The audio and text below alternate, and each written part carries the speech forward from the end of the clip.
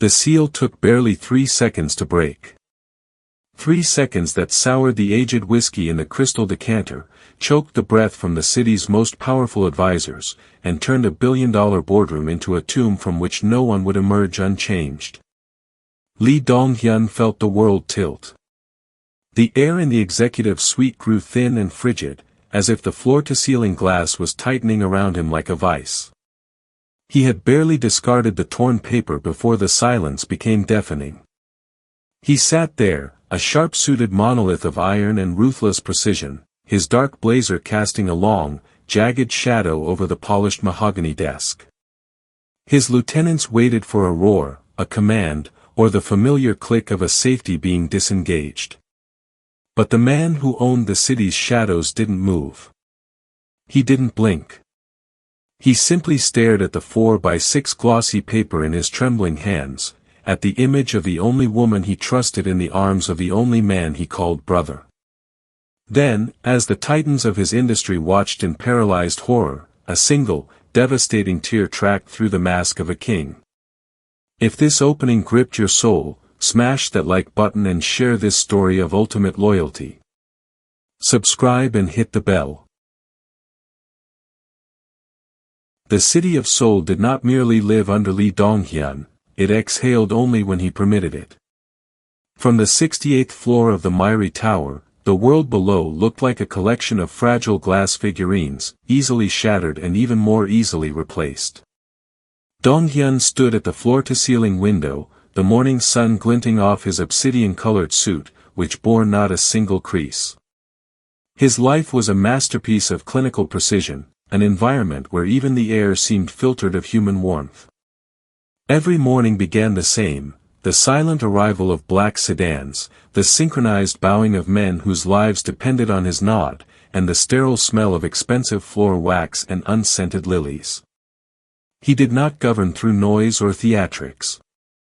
His power was a heavy, static weight, the kind that turned a boardroom's atmosphere frigid the moment he crossed the threshold. When he sat at the head of the mahogany table, his hands remained perfectly flat, palms down, a gesture of absolute dominance he had perfected over decades. He looked at his lieutenants not as men, but as variables in an equation of territory and profit. If a man stumbled, he was pruned. If a rival barked, they were silenced. There was no room for the messy variables of mercy or hesitation in the empire he had built from concrete and blood. To the public, he was a monolith of iron and secrets, a man who cast a shadow long enough to darken entire districts.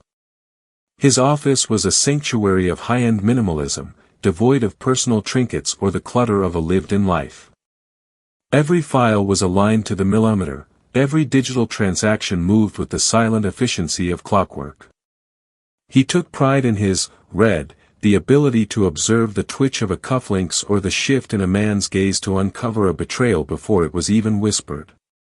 Yet, this ironclad control was not merely a business strategy, it was a fortress. Dong-hyun believed that by becoming a machine, he had made himself untouchable. He had traded the warmth of the sun for the cold glow of power, convinced that as long as he remained invisible behind his mask of practiced calm, the world could never hurt him again. He was a king who ruled from a throne of glass, unaware that the very transparency he used to watch his subjects was the same weakness that would allow the light of a single truth to crack his entire world wide open. The high-stakes meeting was nearing its conclusion, a symphony of whispered agreements and the rhythmic scratching of fountain pens against heavy bond paper. Lee Dong-hyun sat at the center of it all, his presence a stabilizing force that ensured the gears of his empire turned without friction. Then, the heavy oak doors of the boardroom groaned open, admitting a man who did not belong in this temple of order. He was a low-level courier, his breathing ragged and his eyes darting with the frantic energy of a trapped animal. He clutched a thick, cream-colored envelope, his knuckles white against the paper. The air in the room didn't just chill, it turned brittle. Dong-hyun didn't move a muscle, but his gaze sharpened, pinning the intruder to the threshold. The courier stumbled forward, his hands trembling as he laid the envelope on the polished mahogany desk. In the center of the paper, written in a jagged, desperate hand, were 3 words that acted as a silent scream: "Do not read." It was a psychological landmine, a warning that promised a truth heavy enough to level the skyscraper around them. Dong-hyun stared at the script. In his world, information was the only currency that never devalued, yet this message came wrapped in the shroud of a taboo. He could feel the eyes of his lieutenants, men who lived by the logic of cold calculations, burning into the side of his head. They saw the warning as a test of his curiosity, but Dong-hyun felt it as a threat to the equilibrium he had spent 20 years maintaining. The envelope seemed to pulse under the harsh fluorescent lights, a physical manifestation of a secret that was already beginning to erode the static peace of the room. For a long minute, the only sound was the distant hum of the city, 68 floors below. Dong-hyun's hand hovered inches above the paper. His survival instinct, honed in the harshest winters of the underworld, screamed at him to burn the message unopened. To read it was to invite a chaos that could not be controlled. To ignore it was to admit that there was a corner of his world he was too afraid to look into. The "do not read" warning wasn't just an instruction, it was a challenge to the monolith he had become. Slowly, with a clinical precision that masked the sudden, violent thudding of his heart, he reached for the seal. He was a man who believed he owned every secret in Seoul, unaware that he was about to break the one seal that kept his own soul from shattering. The sound of the seal breaking was a dry, violent snap that seemed to echo against the glass walls of the boardroom. Lee Dong-hyun did not rush, his movements remained a study in disciplined grace, even as the air in the room grew so thin it felt like a vacuum. With 2 fingers, he reached into the cream-colored void of the envelope and withdrew a single 4x6 glossy photograph. He held it at the edges, his posture still that of a king, a man who believed he was prepared for any variable. Then, the world stopped. The image was sharp, captured with a cruel clarity that left no room for the comfort of doubt. It wasn't just a picture, it was a murder of his reality.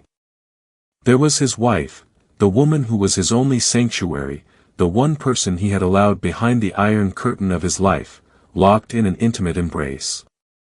Her eyes were closed in a way they only closed for him, her hands tangled in the hair of a man who sat just 3 seats down the table from him. His most trusted lieutenant. His brother in blood. The photograph became a physical weight, pressing down on his chest until his lungs burned. For a long, agonizing moment, Dong-hyun remained a monolith of iron, a statue carved from grief and tailored wool. But the clinical precision he had spent a lifetime perfecting began to fracture. The thread he used to dismantle enemies was now turned inward, forced to witness the total annihilation of his own heart. The silence in the room shifted from expectant to terrified. His lieutenants, men who had seen him order executions without blinking, watched as the impossible happened. Dong-hyun's hand began to tremble, a microscopic vibration that sent ripples through the glossy paper. His eyes, usually cold and unreadable as obsidian, grew wide and glassy. A single, hot tear escaped his lashes. It didn't fall quickly, it tracked a slow, devastating path through the mask of his face, a silver line of liquid sorrow that betrayed 20 years of stoicism. It hung for a heartbeat on his chin before dropping, landing with a soft, muffled thud directly onto the center of the photograph. The droplet blurred the faces of the lovers, distorting their betrayal into a smeared, watery ghost. In that moment, the crown of the miry tower didn't feel like a throne, it felt like a glass cage, and the man who ruled it was no longer a legend. He was just a man, broken and bleeding, holding the evidence of his own destruction in his shaking hands. The boardroom, once a vacuum of absolute obedience, was suddenly filled with the heavy, metallic scent of brewing sedition. It was a smell Lee Dong-hyun knew well, the sharp tang of adrenaline mixed with the cold musk of predators sensing a wound. For 20 years, his lieutenants had been his hounds, trained to scent weakness in rivals and tear them apart. Now, for the first time in history, the scent was coming from the head of the table. The silence that followed the fall of the tear was no longer respectful, it was predatory. Min-ho, the youngest and most ambitious of the circle, adjusted his tie with a slow, deliberate motion that bordered on a challenge. He watched the photograph on the desk, his eyes flicking from the smeared image of betrayal to the trembling shoulders of the man he once thought was a god. Around the table, the other men shifted, the soft creak of their leather chairs sounding like the clicking of triggers. The collective red of the room had shifted. They didn't see a leader processing a tragedy, they saw a breach in the fortress wall. Dong-hyun felt the shift in the air. It was a physical pressure, 1,000 invisible needles pricking at his skin. He was still holding the photo, his thumb tracing the distorted, watery edge of his wife's face, but his mind was cataloging the sounds of the coup beginning. He heard the sharp, rhythmic tapping of a pen, a signal. He heard the shallow, excited breathing of the men to his left. The machine he had built was designed to excise any part that had become a vulnerability, and by showing pain, he had just marked himself for deletion. "Boss," Min-ho's voice cut through the tension, sounding smoother and more confident than it had 10 minutes ago. There was no longer a tremor of fear in his tone. "The shipment from the docks, it requires a firm hand. Perhaps you should retire for the evening. We can handle the details from here." The words were a test, a soft probe into the soft tissue of Dong-hyun's authority. It was a suggestion that carried the weight of a decree. To step away now was to hand over the keys to the kingdom, to stay was to fight a war while his heart was still hemorrhaging. Dong-hyun did not look up, but his grip on the photo tightened until the glossy paper began to buckle. He could smell the blood in the water, and for the first time in his life, he realized that the men he had raised were no longer his protectors. They were the wolves, and he was the one who had just let them see him bleed. The memory surfaced through the static of the present, unbidden and searingly vivid. It was a cold winter night in Incheon 3 years ago, a night when the empire had almost bled out in its infancy. Lee Dong-hyun remembered the taste of iron in his mouth and the way his lungs felt like they were filled with shards of ice. They had been cornered in a derelict shipyard, the sirens of rival factions wailing in the distance like banshees. Dong-hyun had been slumped against a rusted shipping container, a jagged wound in his side staining his white shirt a deep, rhythmic crimson. Ji-hoon, the man in the photograph, had not fled. He had stood over Dong-hyun, a shadow against the flickering industrial lights, his gun steady and his eyes burning with a loyalty that seemed forged in the stars. "I don't leave my brother," Ji-hoon had whispered, his voice a low growl of defiance as he hauled Dong-hyun's dead weight onto his shoulders. He had carried him through the labyrinth of the docks, shielding him with his own body, taking a bullet in the shoulder that was meant for Dong-hyun's heart. That night, in the sterile silence of a hidden clinic, they had shared a bottle of cheap scotch and a blood-bound vow.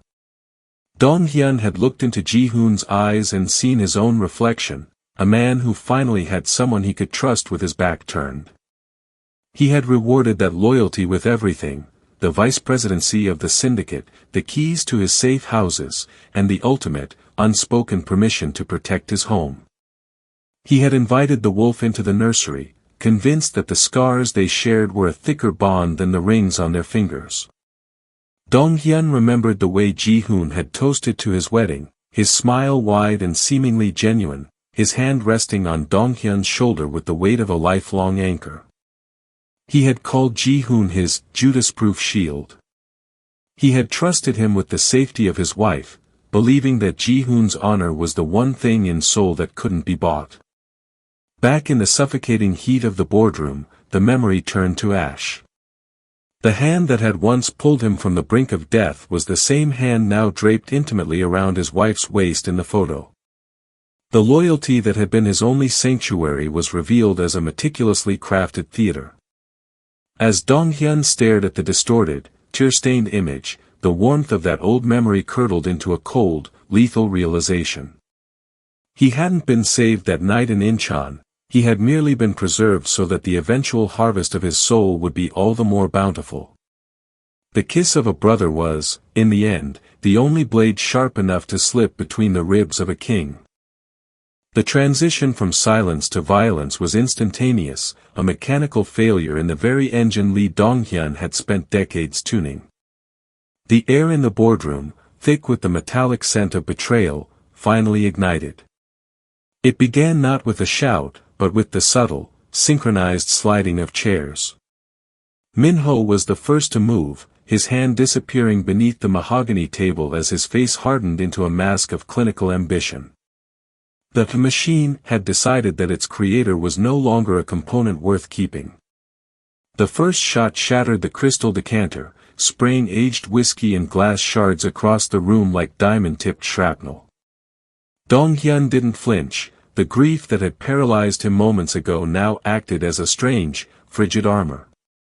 He moved with a ghost's intuition, diving behind the heavy oak desk just as a second round punched a hole through the leather high-back chair where his head had been a second before.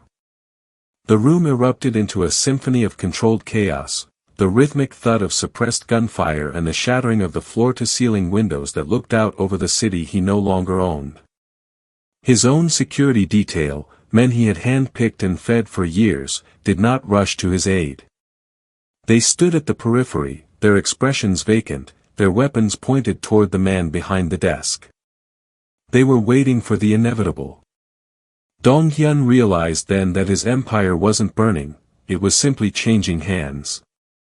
The loyalty he thought he had bought with wealth and fear had been liquidated the moment that single tear touched the photograph. The boss is compromised. Minho's voice rang out, devoid of its former reverence. It was a cold, administrative statement. Clear the room. Leave no trace of the wreckage. From his position on the floor, surrounded by the debris of his high-altitude life, Donghyun saw the photograph lying in a pool of spilled whiskey. The edges were curling, the faces of his wife and Ji-hoon distorting as the liquid soaked into the paper. The fire alarm began to wail, a high-pitched, mourning sound that signaled the end of the Myri Tower's era of peace. He reached out, his fingers brushing the wet paper one last time before a grenade skittered across the carpet toward him. There was no time for anger, only the cold, hard logic of survival.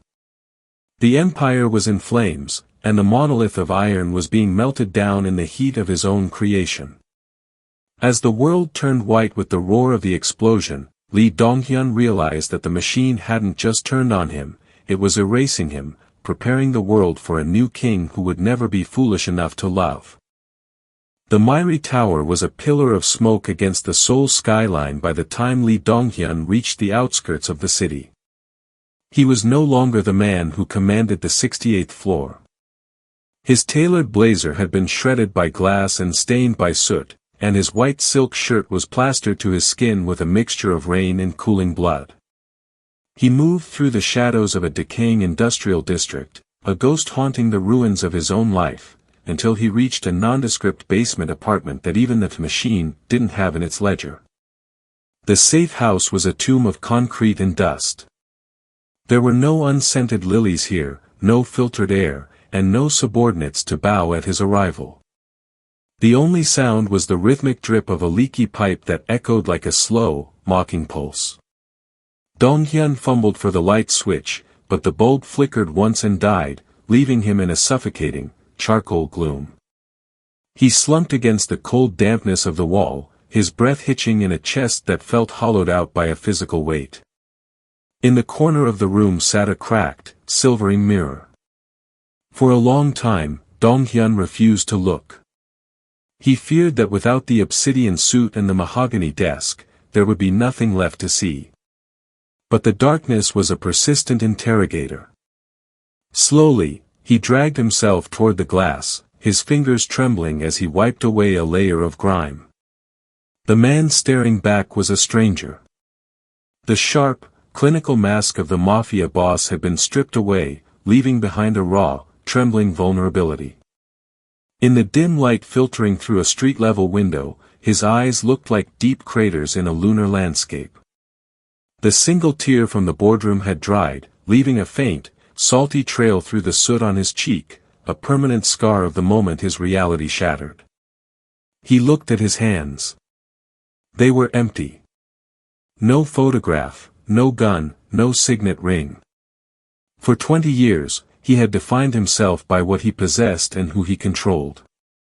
Now, stripped of the armor of his empire, he was forced to confront the terrifying silence of his own soul.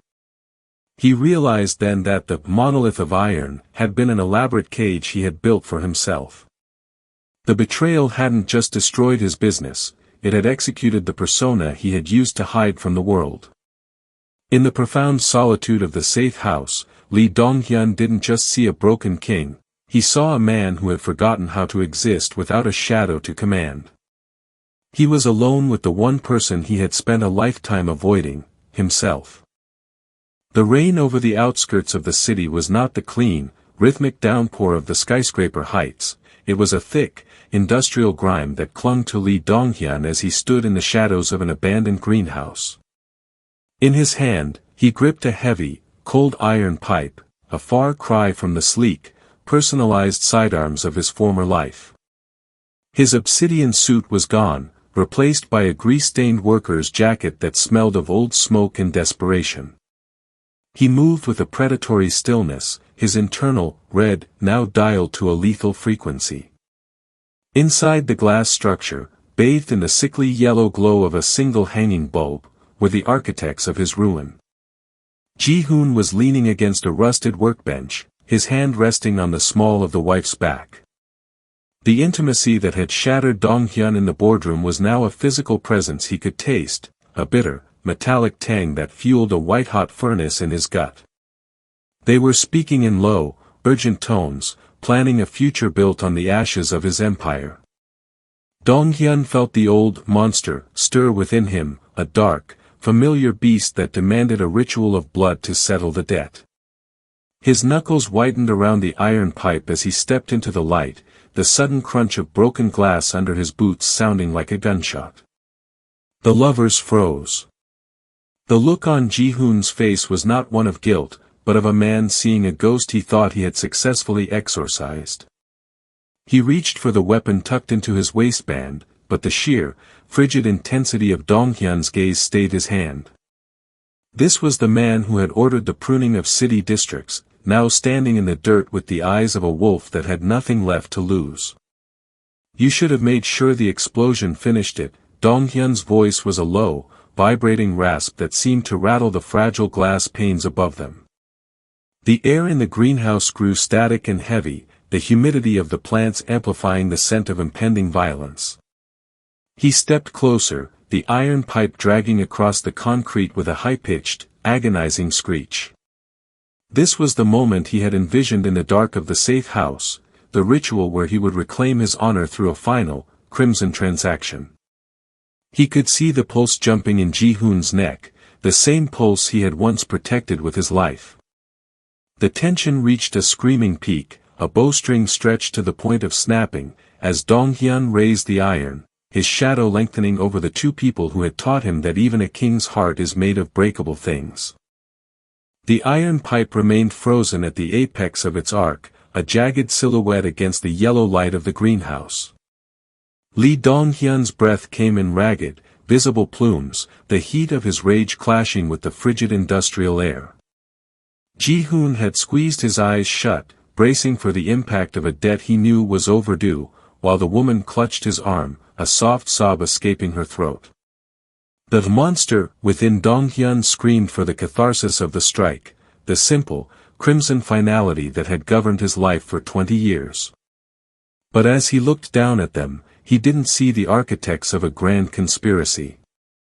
He saw two terrified, small people shivering in the dirt.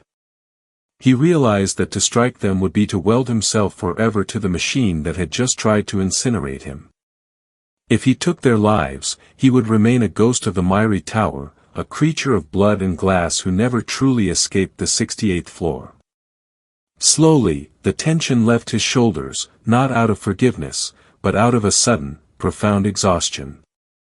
He lowered the pipe, the metal clanging softly as it hit the concrete. I won't kill you, Donghyun said, his voice no longer a rasp, but a cold, hollow flatline.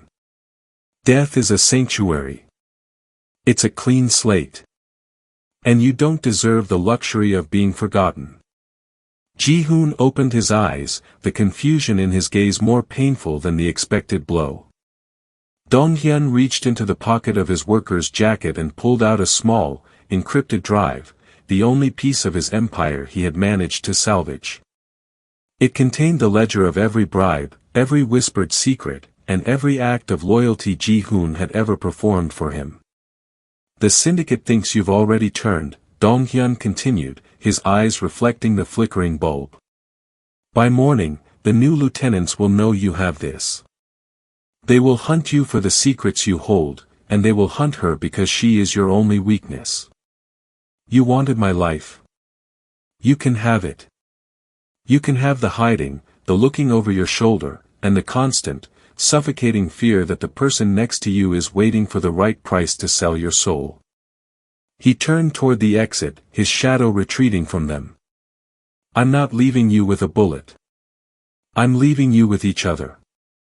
And in time, you'll realize that's the heaviest cage I could have built. As he stepped out into the rain, he didn't look back. He left them in the yellow light, bound together not by love, but by the weight of their own shame and the terrifying knowledge that the man they had betrayed was the only person who had ever truly kept them safe. The cycle of the monster was broken, not with a roar, but with a walk into the silence of a world where he was finally, terrifyingly free. The city of Seoul was a tapestry of neon and shadow that Lee Donghyun no longer recognized as his own. He stood on the edge of the Han River, the industrial worker's jacket heavy with the dampness of the night. In his hand was a simple metal trash can, and beside him sat a stack of leather-bound ledgers and a handful of encrypted hard drives, the physical remains of an empire that had once made the ground tremble. One by one, he fed the records into the small fire he had kindled. The paper curled and blackened, the ink of high-stakes deals and life-altering secrets turning into harmless gray ash that the wind carried away over the dark water. As the flames consumed the final drive, Donghyun felt a strange, light sensation in his chest, as if a physical weight he had carried for 20 years was finally evaporating. To the world above, in the towers of glass and steel, the name Lee Donghyun would soon become a ghost story, a cautionary tale of a king who vanished in a pillar of smoke. He reached into his pocket and pulled out his official identification and the heavy gold signet ring that had once been his seal of absolute authority. Without hesitation, he dropped them into the deepest part of the river. There was no splash, only a quiet ripple that was swallowed by the current. The man who owned the 68th floor was officially dead. What remained was a blank slate, a man with no shadow to command and no mask to maintain. The machine would continue to grind on, foundries would still pour, and new bosses would rise to claim the mahogany desks, but Donghyun was no longer a gear in that engine. He turned his back on the skyline, walking toward the bus station where the early morning commuters were beginning to gather. He wore no obsidian suit, and no one bowed as he passed. He was just another face in the crowd, a traveler among millions, carrying nothing but the quiet integrity of a soul that had survived its own destruction. As the first light of dawn touched the horizon, Lee Donghyun stepped onto a bus heading south, disappearing into the vast, unfolding world, finally free to become a man whose story was only just beginning. The legacy of Lee Donghyun did not end in a rain of bullets or the cold steel of a prison cell, but in the quiet, transformative power of a single choice. His journey through the wreckage of the miry tower serves as a profound meditation on the nature of power. For decades, he believed that authority was measured by the height of one's throne and the sharpness of one's blade, that true strength lay in the ability to inflict pain and command fear. Yet, the architecture of his empire was built on a lie. He learned that true authority is not the capacity to destroy others, but the Herculean strength required to endure betrayal and loss without surrendering one's own soul to the darkness. The tragedy of the monolith of iron reveals the inherent danger of building a life on the fragile foundation of other people's perceptions. Dong Hyun's power was a hollow shell, an elaborate performance maintained by expensive suits and clinical silence. When that shell was cracked by a single tear, his world dissolved because he had equated his identity with his status. His story highlights the critical importance of emotional intelligence, not as a soft skill, but as the ultimate survival tool. It is the ability to read not just the movements of enemies, but the fractures within one's own heart, and to recognize that vulnerability is not a fatal weakness, but the bridge back to humanity. Ultimately, Lee Dong-hyun's path teaches us that redemption is rarely a grand, public spectacle. It is a private, jagged victory won in the quietest and darkest moments of a person's life, the moment a hand lowers an iron pipe, or a king walks away from his crown. He proved that no matter how deep the descent into the monstrous, the capacity for transformation remains. By choosing to let the boss die so the man could live, he demonstrated that our past does not have to be a life sentence. We are not defined by the betrayals we suffer, but by the integrity we maintain when everything we love is stripped away, leaving us alone with the truth of who we choose to be.